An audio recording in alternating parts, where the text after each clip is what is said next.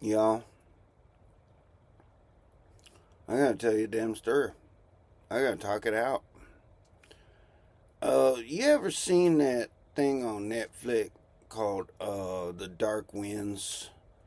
And it's set in maybe New Mexico or something. It's basically the way I grew up in Cabazon. We lived next to the reservation. Morongo represent word. And there's a dude in there. The main dude, he looks like Roy Lee. I don't think I can say his name. I doubt that Mr. Lee will care, because he deserves stories anyway. That man is a legend, damn legend.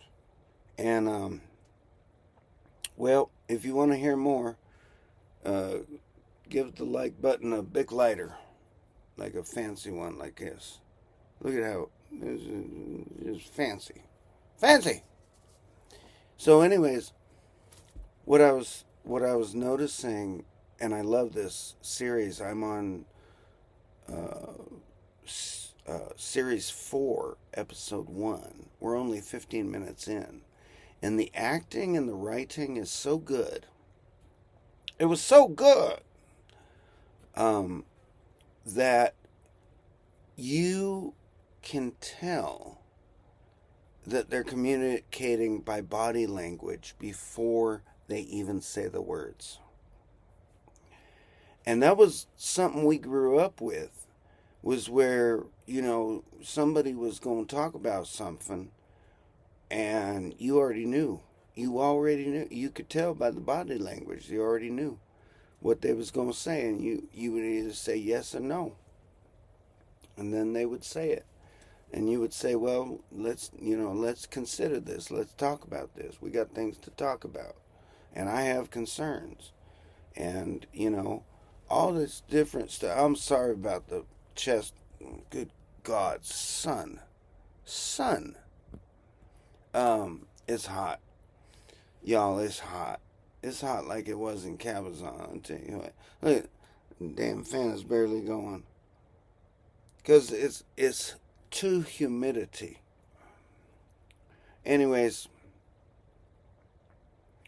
I was thinking about this, how I don't know if we do it so much these days, but I think we do, but I don't know if the kids understand it so good, uh, as we did back then, because, they got the cell phones and this and that and the Instagrams and what the son, have some respect for your audience. Um, and it just this show reminds me of growing up in Cabazon. The old cars, this van from the 50s that has a face on it. It has a face. It goes,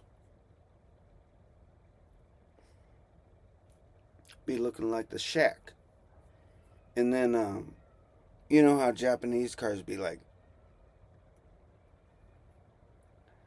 So I don't know what people were doing back then when they was making cars, but the cars had looks on their faces. Now they look like a machine, like a robot.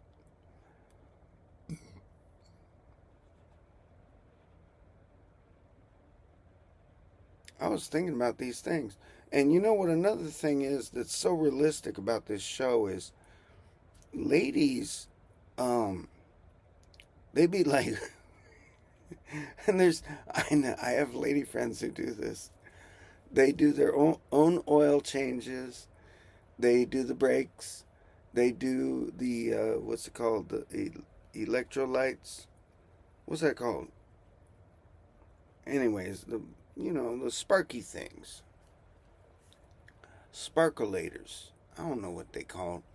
I'm getting up in years, and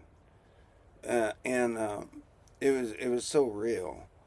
And the dude came over to talk to the lady. She was changing the oil on the truck, and he was like, "Yeah, I got something to tell you," and she could tell real quick before he even said it what he was going to tell her. And she goes, no. And it was like, look. Here's the considerations that I have taken into account. Okay? And she goes, all right. I appreciate saying that. She's a young lady, but she's very everybody on here is very sensitive. I like it a lot. It reminds me of when I grew up. Did I already say that? God dang. How do I get this computer so dang dirty? You're dirty!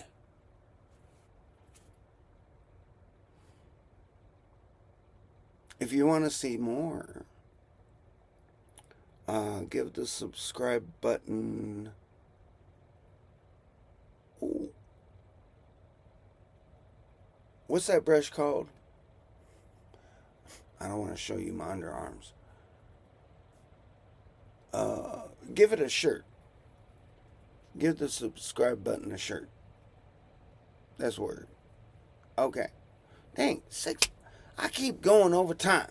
I'm trying to keep it down to 4 minutes. I'm John Brown. Big Jim. I'll tell you what.